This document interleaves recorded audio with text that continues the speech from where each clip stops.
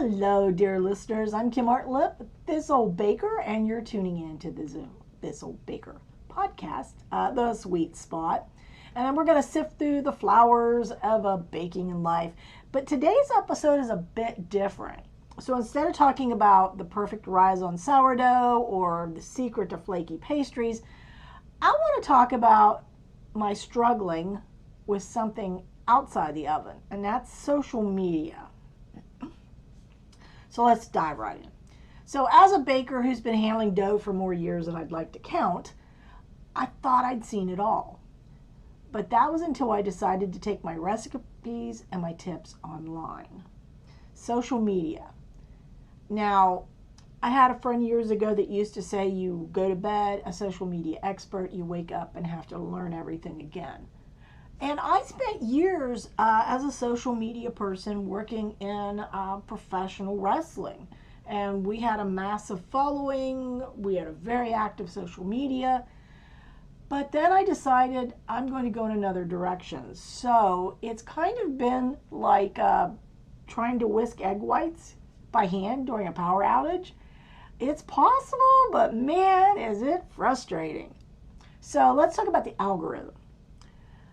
The algorithm is like a secret recipe that no one has ever written down. We're all trying to bake the perfect cake without knowing the measurements.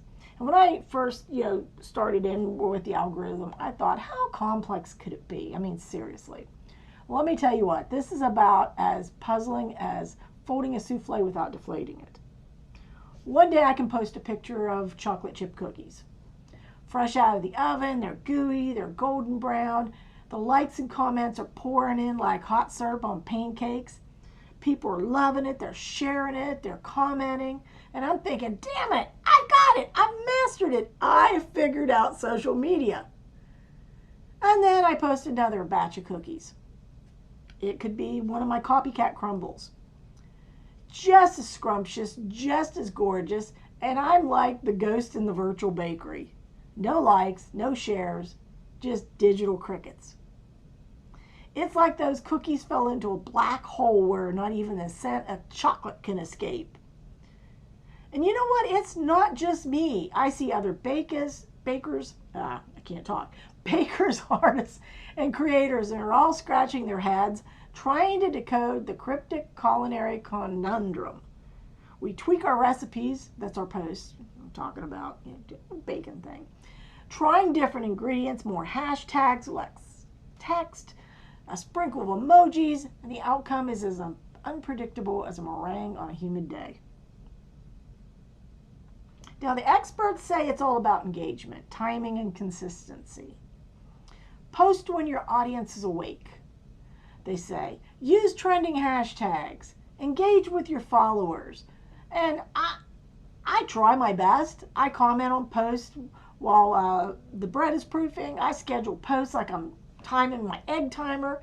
And I try to stay as consistent as my sourdough starter. And let me tell you what, Bradley, my sourdough starter, and I are very regimented. But the mystery remains.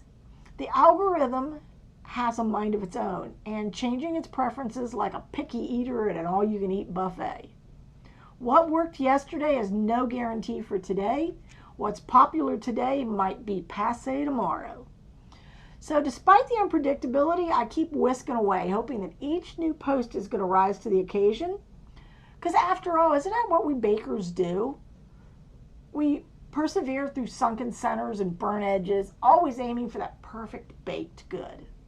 So I'm going to continue to navigate this alchemy of algorithm with the hope that my content, like my baking, will find its way to those people that enjoy it the most. Now let's talk a little bit about hashtags, very briefly. Sprinkling hashtags on posts should be as simple as putting a little powdered sugar on a bundt cake, right? No, it's a mess. Hashtag bake, hashtag bakers Instagram, hashtag sourdough Saturday. Sometimes I feel like I'm throwing seeds into like sand and hoping something's going to grow, and it doesn't. And social media is like an ever-changing oven temperature. I have to update social media platforms and how I do things more often than I refill my flour container. I've just gotten to the point where things work. I got it figured out. Everything looks good, and they change it. So imagine you're sitting there baking at 350 and suddenly your oven says, hey, let's make it 275 today, but let's not tell Kim about it. Engagement. That's the fourth part, in the engagement enigma. Engagement is key. So you try to chat, respond, share, like, heart, like you'd share your cupcakes at a bake sale. But I feel like I'm just shouting into an empty room because I see those sneaky little read receipts with no response. And then I've got the content creation conundrum. I'm taking pictures, I'm creating videos. This may taste great, but sometimes it doesn't look as pretty as it looks to me when I take the picture. Now, don't get me started on editing because that's a whole nother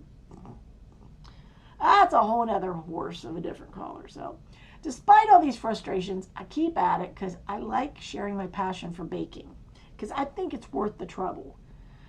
Plus, when someone leaves a comment saying that they enjoyed my recipe or it reminded them of their grandma, I feel like I just won a blue ribbon at the county fair all over again. And yeah, I did. I kicked my aunt's butt. They thought it was going to win. I won. Pies, cookies, bread.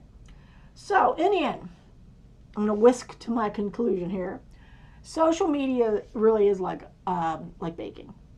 Some days everything comes out perfect. Other days you use salt instead of sugar, But the key I'm finding is patience and persistence. And I'm starting to get the hang of it. I mean, one post at a time, one like at a time, one follower at a time. So if you're a content creator like me, whether you're in the kitchen or elsewhere, know this. Your labors are not in vain. Keep mixing, keep experimenting, and above all, keep sharing your creations with others. So I'm going to wrap it up today. Thanks for lending me your ears. If you enjoy this heart-to-heart, sprinkle some love my way with a follow or a share. Until next time, keep that oven preheated and your spirits high.